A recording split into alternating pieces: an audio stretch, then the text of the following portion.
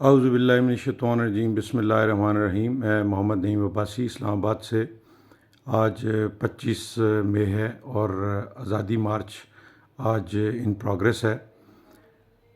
میں کچھ چیزیں جو آج اپنے دوستوں کے ساتھ دن کو ہم اسلام آباد گئے اور مختلف جگہ کا ہم نے جب راؤنڈ لگایا تو اس دوران بہت ساری چیزیں ڈسکشن میں آئیں، اور ان میں ایک چیز جو بڑی امپورٹنٹ تھی وہ جب ڈسکشن میں آئی تو میں نے سوچا کہ میں اس کے اوپر ایک ویڈیو ریکارڈ کرتا ہوں اور اپنے جو میرے خیالات ہیں اور جو میری نالج میں بہت ساری چیزیں ہیں وہ لوگوں کے ساتھ شیئر کروں، اپنے دوستوں کے ساتھ، اپنے جاننے والوں کے ساتھ۔ بات یہ آ رہی تھی کہ آج بہت سارے دوستوں کا یہ کہنا تھا کہ کرپشن تو عمران خان کے دور میں بھی بہت ہوئی ہے، تو پھر فرق کیا ہے پی ایم ایل این کی، پیپل پارٹی کی حکومت اور پی ٹی آئی کی حکومت میں؟ تو میں اس کے اندر تھوڑا سا کچھ چیزوں کو آپ کی گوش گزار کرنا چاہوں گا۔ دیکھیں، بات یہ ہے کہ پی ٹی آئی کی حکومت میں یقیناً کرپشن ہوئی ہوگی۔ وجہ یہ ہے کہ عمران خان صاحب اگر خود کرپٹ نہیں ہے تو اس کا مطلب یہ نہیں ہے کہ نیچے پوری بیوروکریسی بھی وہ اپنی لے کر آئے تھے، ساری گورنمنٹ مشینری بھی وہ ان کے ساتھ نہیں آ گئی تھی۔ وہی پرانے لوگ ہیں، وہی سارا کچھ ہے، اوپر چند لوگ تبدیل ہوئے ہیں پارلیمنٹ میں، اور وہ جو لوگ تبدیل ہوئے عمران خان کے ساتھ بہت سارے لوگ ایسے تھے جو پرانے سسٹم کا ایک حصہ ہیں، اور اس کے اندر یقیناً کرپشن ہوئی ہوگی۔ لیکن فرق کہاں پہ ہے؟ جو مسلم لیگ نون یا پیپل پارٹی اور پی ٹی آئی کی گورننس میں کہاں فرق ہے؟ میں آپ کو ایک چھوٹی سی عرض کرنا چاہوں گا۔ آج پرائم منسٹر نے ایک جگہ پہ افتتاح کیا ہے، آپ نے ٹی وی پہ یقیناً وہ بھی دیکھا ہوگا، اور انہوں نے کہا جی میں نے 4 ارب روپیہ اس ملک کا بچا لیا ہے۔ وہ کوئی ہائیڈرو پاور پروجیکٹ تھا کسی جگہ پہ۔ میں صرف آپ کو گوشے گزار یہ کرنا چاہتا ہوں کہ کیا ہائیڈرو پروجیکٹ جو ہے پچھلے 1.5 مہینے میں بنا ہے؟ ابھی آپ اگر اس ہائیڈرو پروجیکٹ کا جہاں پہ بھی شہباز شریف صاحب نے اس کا افتتاح کیا ہے، اس کا اگر آپ ریکارڈ نکال لیں تو آپ کو پتہ ہی چلے گا کہ یہ ہائیڈرو پروجیکٹ کا سٹارٹ میں بھی مسلم لیگ نون کے دور میں اس کا گراؤنڈ بریکنگ ہوئی ہوگی، اور لیکن آج وہ کمپلیٹ ہو گیا۔ اب یہ ایک عام آدمی یہ سمجھے گا کہ جی بہت زبردست کام کیا مسلم لیگ نون نے، لیکن میں آپ کو یہ بتانا چاہتا ہوں کہ ان پارٹیوں کے سوائے پی ٹی آئی کے باقی پارٹیوں کے ہڈن ایجنڈاز تھے۔ ہڈن ایجنڈاز کی ایک پریکٹیکل مثال آپ کے سامنے نیلم جیلم پروجیکٹ ہے، جس کو کہ کمپلیٹ ہونا چاہیے تھا کچھ سال کے اندر، 4 5 6 سال اس کا ایکچوئل ٹائم تھا، اور وہ جا کے 30 سال میں کمپلیٹ ہوا۔ ایک پروجیکٹ کا افتتاح کر دینا، وہاں اپنا فاؤنڈیشن سٹون لگا دینا، وہ تختی لگا دینا، اور اس کے بعد مین پلان کے اندر یہ ڈیسائیڈ کر لینا کہ جی اس کو 30 سال بننے نہیں دینا، اس کے فنڈز ہی ریلیز نہیں کرنے، تو اب اس پروجیکٹ کا کیا فائدہ ہوا؟ وہ 30 سال ملک ہی سفر کرے گا نا۔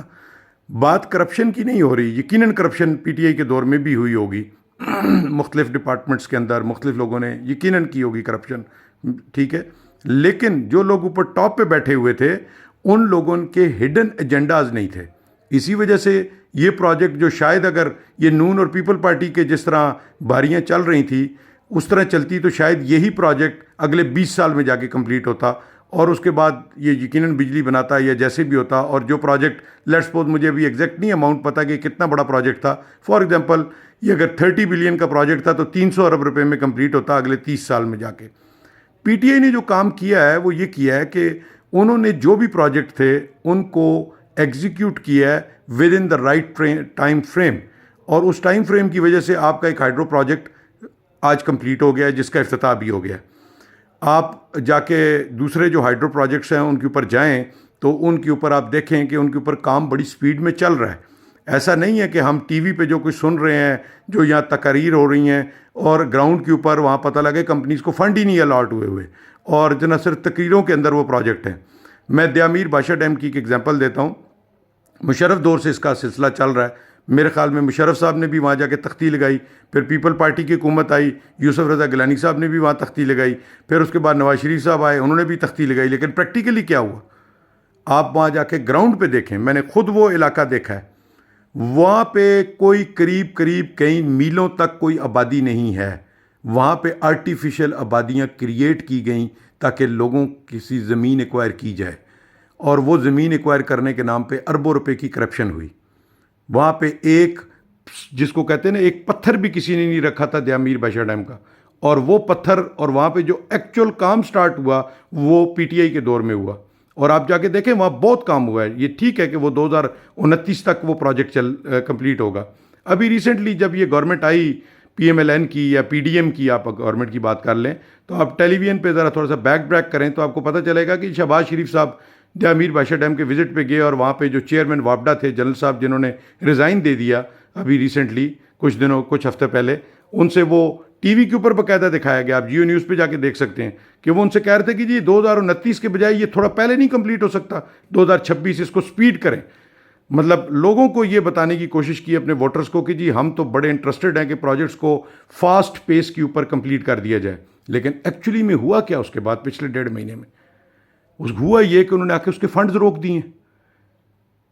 اب دیکھیں یہ جو ہڈن ایجنڈاز ہیں نا، یہ ہمیں غرق کر دیا ہے ہڈن ایجنڈاز نے.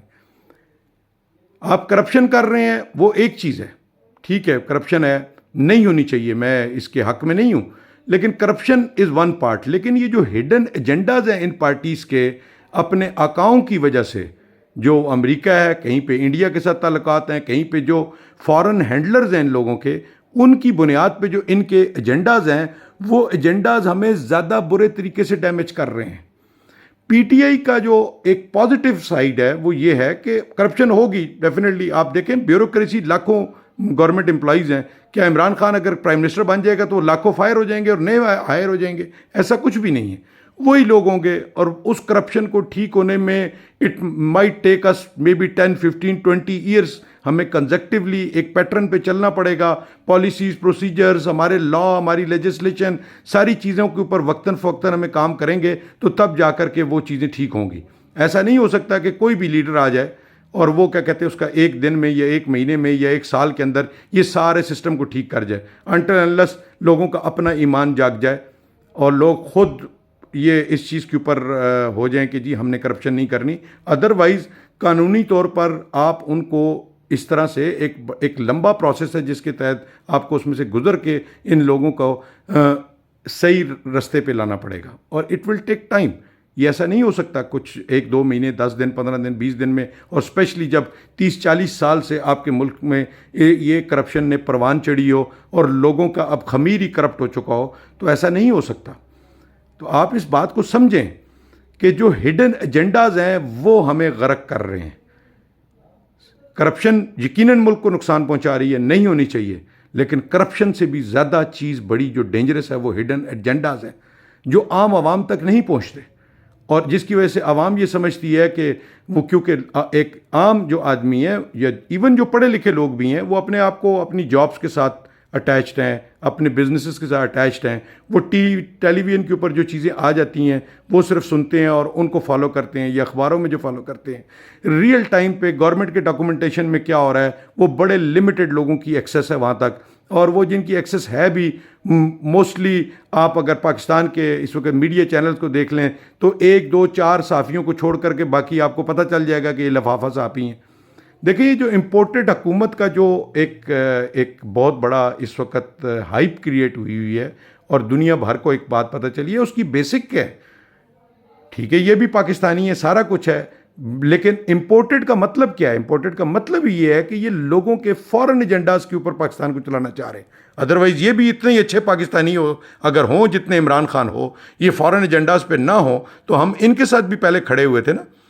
عمران خان کی حکومت نے دوسری جو ایک اچھی بات کی وہ یہ ہے کہ ہماری آنکھیں کھول دی، ہماری ایکسیس کر دی اس تمام چیزوں تک جو پہلے ہماری شعور میں نہیں تھی. ہم ان کو دیکھ نہیں سکتے تھے، ہم ان کو سن نہیں سکتے تھے، ہمیں جو بتایا جاتا تھا ہم اس تک ہی محدود تھے. اب ہماری ایکسیس ہو گئی ہے اس تمام انفارمیشن تک، اور ہم نالجبل ہو گئے ہیں کہ کیسے ہڈن ایجنڈاز کی بنیاد پر ہمارا بیڑا غرق کیا گیا اور ہم ایک دیوالیہ ہونے کی سٹیج پہ پہنچے ہیں. اور ہمارے ملک کے اندر آج جو کچھ ہو رہا ہے وہ اس ہڈن ایجنڈاز کی وجہ سے ہے. تو خدا را وہ لوگ جو یہ کہتے ہیں کہ جی عمران خان کی حکومت میں بڑی کرپشن تھی، یہ تھا وہ تھا، لوگ ایسے تھے لوگ ایسے تھے، یہ ساری باتیں اپنی جگہ پہ ٹھیک ہیں. وہ عمران خان کی جگہ کوئی بہت بڑا اولیاء اللہ بھی آ جائیں، آج بہت بڑے ولی بھی آ جائے، کوئی پرائم منسٹر بن جائے پاکستان کا، تو بھائی آپ کی کرپشن نہیں ختم ہوگی. کوئی کرپشن آپ کر رہے تھے، میں کر رہا تھا، میرے بھائی کر رہے تھے، میرے باپ کر رہا تھا، میرے دوست کر رہے تھے، عمران خان نہیں کر رہا تھا. ایک لیڈر وہی ہوتا ہے جو آپ کو صرف یہ بتاتا ہے کہ بھائی کرپشن کا کیا نقصانات ہیں. کرپشن آپ کو بہت ساری اور سوسائٹیز میں ملیں گی. میں ورلڈ میں جو میں نے ٹریول کیا تھوڑا بہت اور جو میں لوگوں کے ساتھ انٹریکٹ ہوا، باقی ملکوں میں بھی کرپشن ہے، لیکن ہڈن ایجنڈاز نہیں ہیں. ہمارا ملک کا جو غرق ہوا ہے، بیڑا غرق ہوا ہے، وہ ہڈن ایجنڈاز پہ ہیں. ہمارے جو مقتدر حلقوں میں لوگ آئے وہ ہڈن ایجنڈاز کے اوپر چل رہے تھے. وہ ہڈن ایجنڈاز جو ہم عام پبلک تک، ہمیں ان تک رسائی نہیں تھی، اور اس وجہ سے ہمارے ملک کی یہ حالت ہو گئی ہے.